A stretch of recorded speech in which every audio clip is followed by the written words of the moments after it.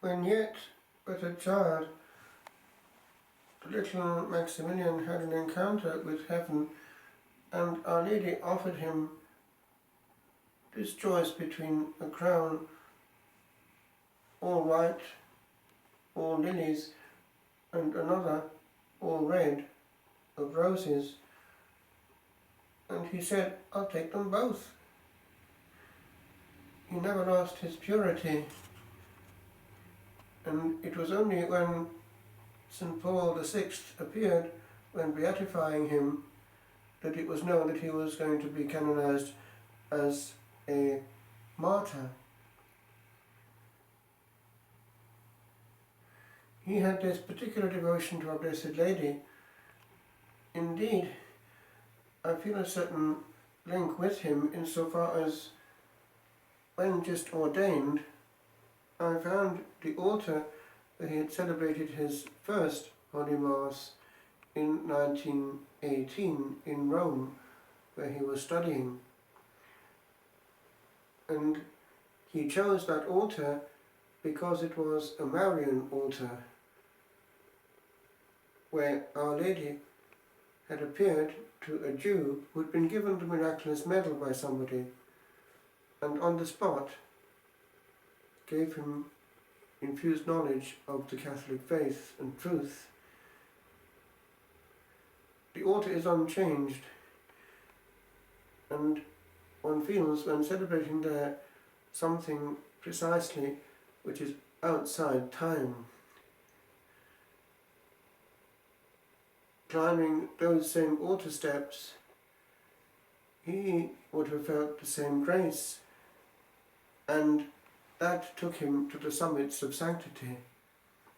Alas, not far away is another altar where Father Martin Luther celebrated his last. He eventually became very much aware of the importance of the page and the print, and used modern means to diffuse the power of truth, especially in the realm of the honour to be given to the Immaculate.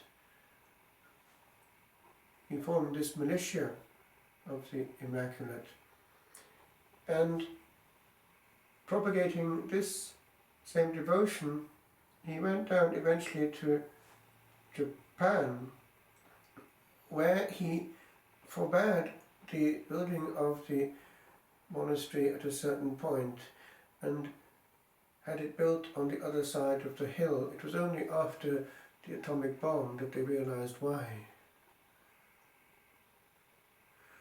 He returned eventually to his own native Poland and was caught up in the persecution at the time, and ended up in that chapel of ease of hell, Auschwitz. On this day in 1941,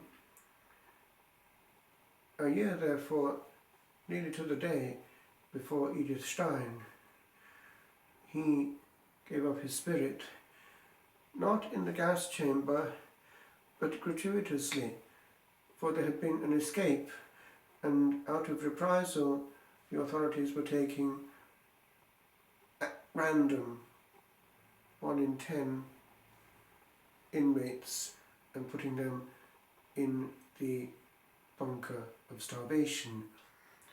I believe that was what happened.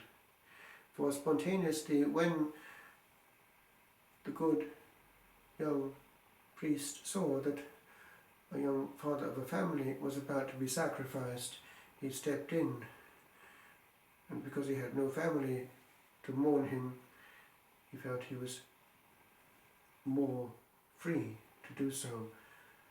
And interestingly enough, the other survived and was present at his canonization. By then, a healthy man with his family. But the sacrifice didn't go unheeded. I read that after his sacrificial death, there was a slight change in the camp. Somebody here and there felt as though something had happened. But that's another story. He, when teaching the many young people he was forming, gave them to understand it all hinged on the divine will. And he wanted them to be completely wed to that holy will in all parts of their own. And he summed it up in a mathematical formula which he put on the blackboard in the language he was using.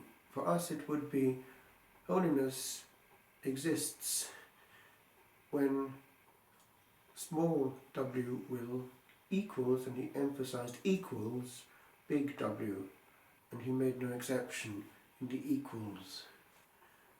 It is all there. He had a saying, it was this: one must not say it is impossible, since the Immaculate exists so that it may be. And so he had no bounds in his faith, and he worked hand in hand with the Immaculate, teaching us to do the same. And it is not by chance that he survived and was able to minister to those dying of hunger in the starvation bunker, still there by the way, and was able to minister to their soul as they went, and eventually, because he was still alive, was given a lethal injection on precisely the vigil of the Immaculate. St Maximilian Maria Kolbe, pure virgin and pure martyr, who did the same as Jesus, pray also for us. Questo santo era del tutto conformato a Gesù sulla croce, dando la sua vita per un altro, che lo presente con la sua famiglia alla sua canonizzazione.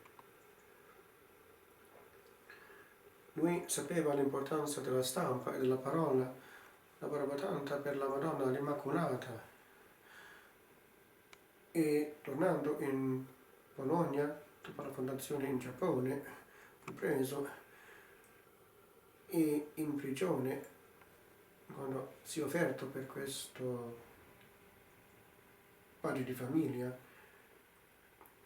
Lui era l'ultimo a morire, ha preparato gli altri e alla fine ha ricevuto l'iniezione proprio nella vigilia dell'Immacolata, che la accoglieva in gloria massima. Che lui interceda per noi, perché anche noi siamo figli della Madonna, fedeli a lei, e anche senza limiti di fiducia nella sua potenza.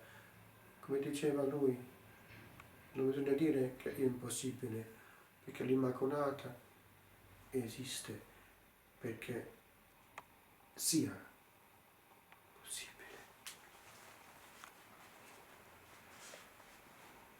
Madre Santa, il Creatore,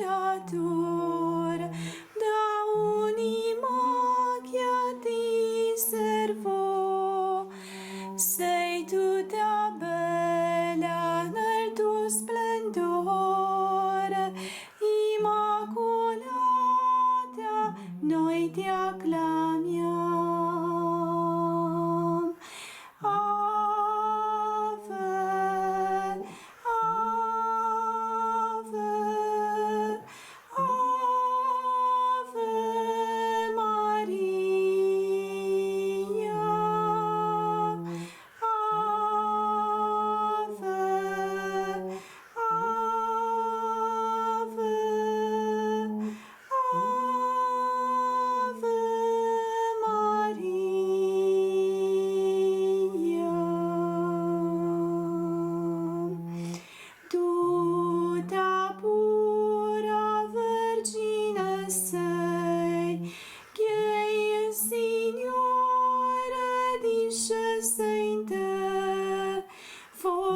rimasti il cuore al redere, Madre di Dio, noi ti acclamiamo.